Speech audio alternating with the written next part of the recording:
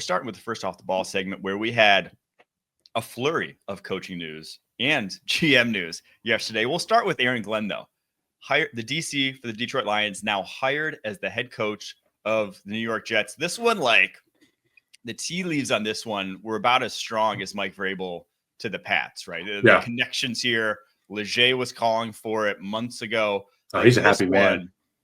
And it feels great if you're a New York Jets fan. This felt like the top candidate for you for a number of reasons. What was your initial reaction to hearing this news?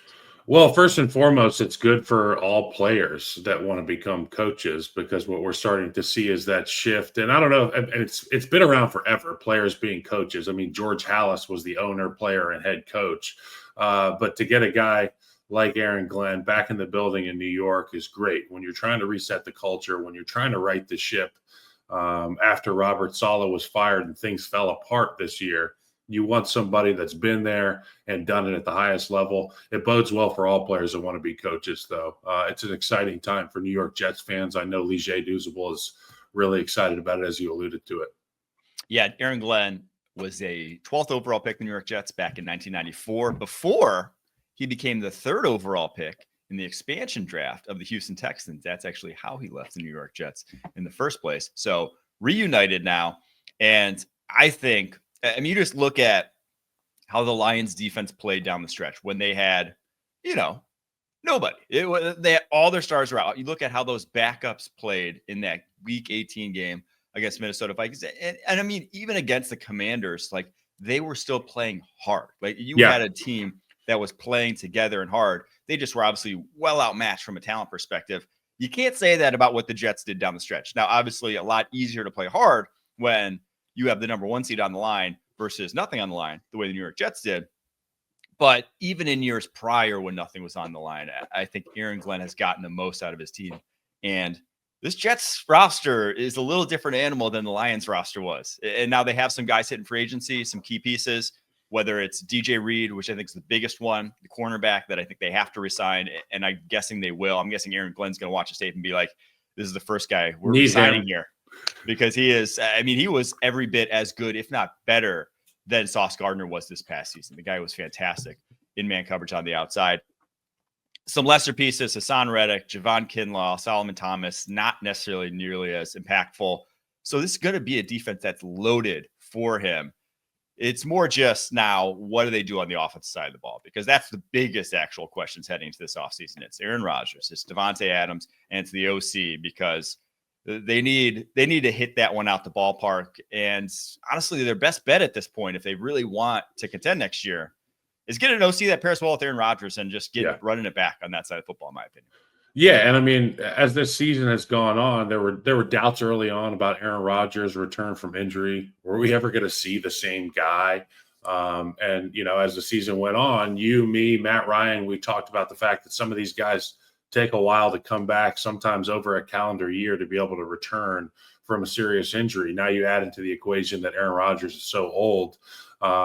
But at the end of the season, we saw an Aaron Rodgers that was more than serviceable at the NFL level, at a starter level of playing quarterback. So moving forward, they do have a guy who could serve as a bridge until they figure out what they're going to do down the road. But to your point, need to match Aaron Rodgers with a coordinator that's of this decade, of this century. There's so many cutting edge changes happening on the offensive side of the ball. And to pair Aaron Rodgers with someone that would not only suggest but demand that they do things in the modern era that can give you tells and make leverage easier. That's what they need to do. 100%. All right, so we'll see how that goes for the New York Jets. But now the team that was the talk of yesterday, because this was the height of absurdity. Trent Baalke, Jacksonville Jaguars, out as GM 3 weeks now after the season ended. And after their top candidates in Ben Johnson, who obviously goes to the Chicago Bears, and Liam Cohen, who's re-signed a big deal with the Tampa Bay Bucks to reaffirm his status there as offensive coordinator, both said thanks, but no thanks to the Jacksonville Jaguars. And both pointed to the organizational structure. Yeah. Being basically just saying, we can't say that it was Trent Baalke because that would be gauche. But it's Trent Baalke. He is the reason why we're not going there to be head coaches.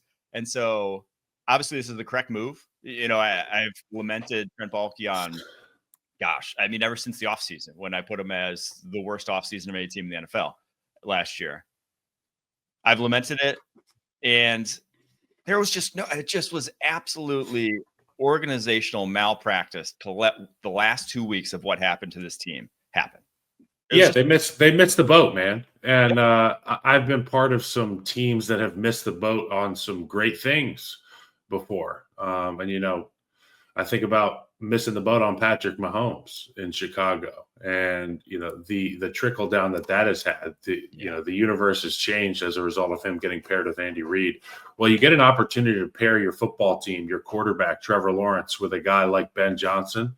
You do whatever it takes to be able to clear the runway for that big old jet to land and make it happen. And obviously, Shad Khan didn't make that happen in time. Ben Johnson, Liam Cohen, Aaron Glenn, all these coaches have come and gone in the coaching carousel, and the Jaguars missed the boat on all of them. And, I don't know if Jaguars fans exist except for my buddy Asher Grodman.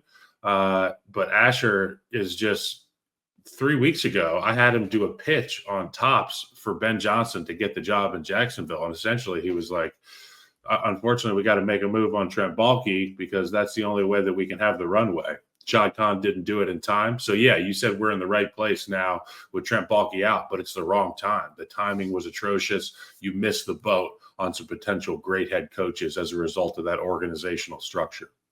Yeah, Trent Baalke, to give some context, his draft history, top 100 picks. He got there in 2020. Now, he was only director of player personnel in 2020, then took over as interim GM the past 3 years. Top 100 picks. Started with just an absolute bang. The 2020 draft was one of the worst drafts I've ever seen from a team. They went CJ Henderson, Caleb Chason in the first round.